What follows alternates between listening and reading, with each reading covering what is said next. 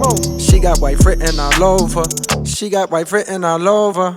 All a nigga knows how to fuck a good thing up. Run from the pain, sip lean, smoke tree up. When I'm in your town, press pound, hit me up. Hi guys, welcome back to my channel. Today I'm going to be showing you how to make jerk chicken in the oven.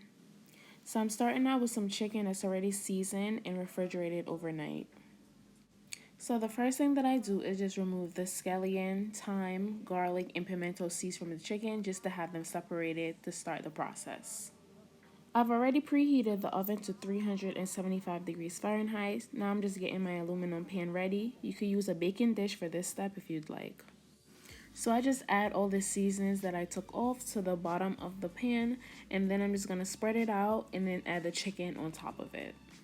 For this next step, you can add the jerk seasoning overnight and marinate it into the chicken, or you could just add it in like I'm about to do right now. So I'm taking half cup of jerk seasoning and then just adding it over into the chicken, and then I'm about to just rub everything all together to get it nice and flavorful.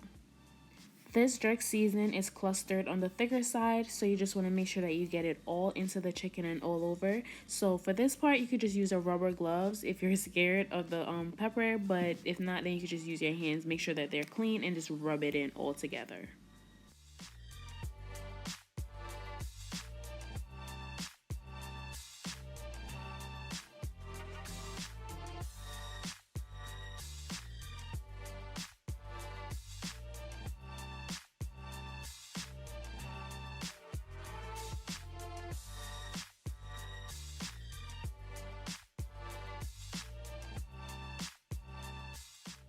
Once the seasoning is all rubbed in, it should look like this. Now I'm about to just transfer it over into the aluminum pan.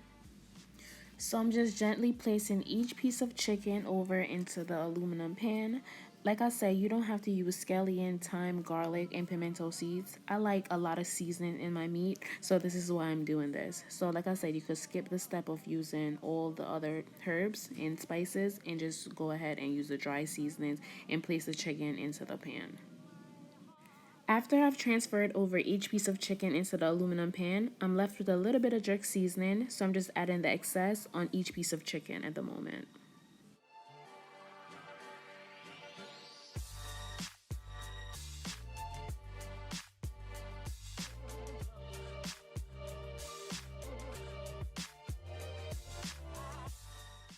So once I've added in all the extra seasoning into the chicken, this is what it should look like. It's ready for the oven, but first I'm just gonna add a little bit of water to it just to make sure that it doesn't stick or start burning.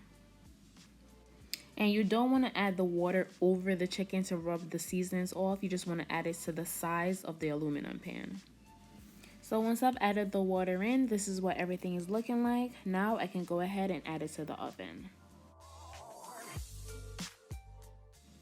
45 minutes into the process, it's still pink and it's still bleeding a bit. So right now I'm just going to turn the chicken over to the other side because I need it to start getting crisp and start cooking.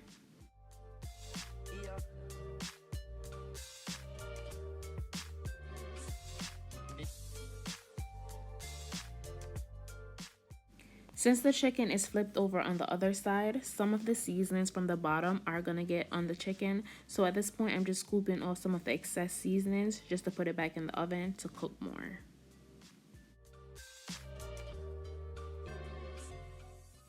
So the chicken have been cooking for another 30 minutes, and as you can see, it's getting charred and it's getting crisp. This is exactly what I need to be happening.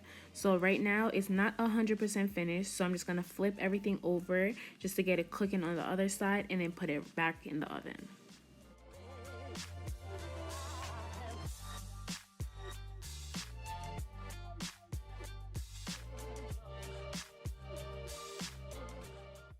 Before I put it back, I'm just adding a little bit of water to the sides of the pan, just like I did in the beginning. This is because I don't want it to burn. I want it to char, but I don't want it to burn, so this is why I'm doing this.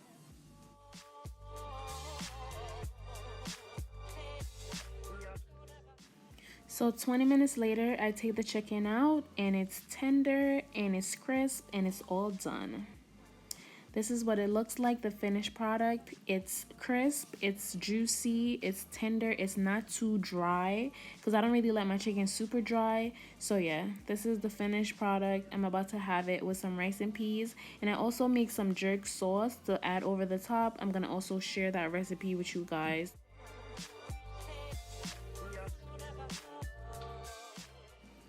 At this point, I'm just spooning a little bit of the jerk sauce over my chicken. The jerk chicken by itself is delicious, but with this sauce, it's extra delicious. And so I'm just gonna leave all the exact measurements in the description box below, just in case you guys also wanna try this sauce for yourself. So yeah, this is everything. I'm having rice and peas, my jerk chicken, and a little side of potato salad. I hope you guys enjoyed this video, and as always, thank you guys so much for your support. Your support means the world to me, so make sure you hit that subscribe button, and also be sure to press the notification bell so that you're notified each time I post.